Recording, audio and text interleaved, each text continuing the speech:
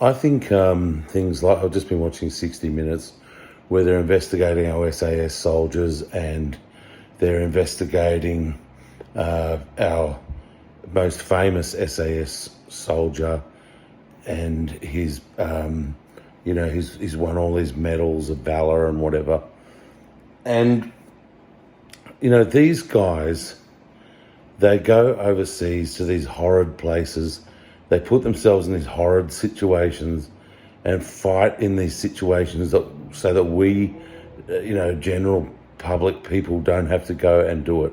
Now, the other thing about the fact that these guys go overseas to do this, have you noticed, like, you can even just get on YouTube and you type in a war zone area and, people will be trying to go about their regular business, like going to the marketplace or the shopping centre or whatever. And then wherever they are, an explosion happens or a gun battle just starts and all got to run for cover. Well, here in Australia, I can go down to my local Woolworths today knowing that there's not going to be a huge gunfight and bazookas going on off and all this sort of stuff while I drive down. I can comfortably get in my car every day, drive to Woolies, do the shopping, come back, go to the local pool for a swim, all this knowing I'm not going to encounter or be around a gunfight or grenades going off or people being carried off with no legs anymore and all this. And that's because our Australian soldiers go overseas and keep it off our shores, okay?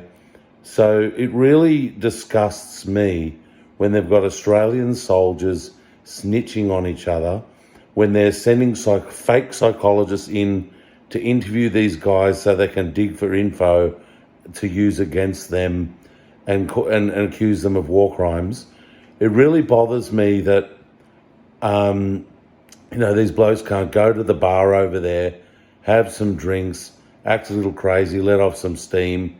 And it really bothers me that we're going to, like on 60 Minutes are upset about, that they'd killed a soldier from the opposing force and put some coins over his eyes of the SAS.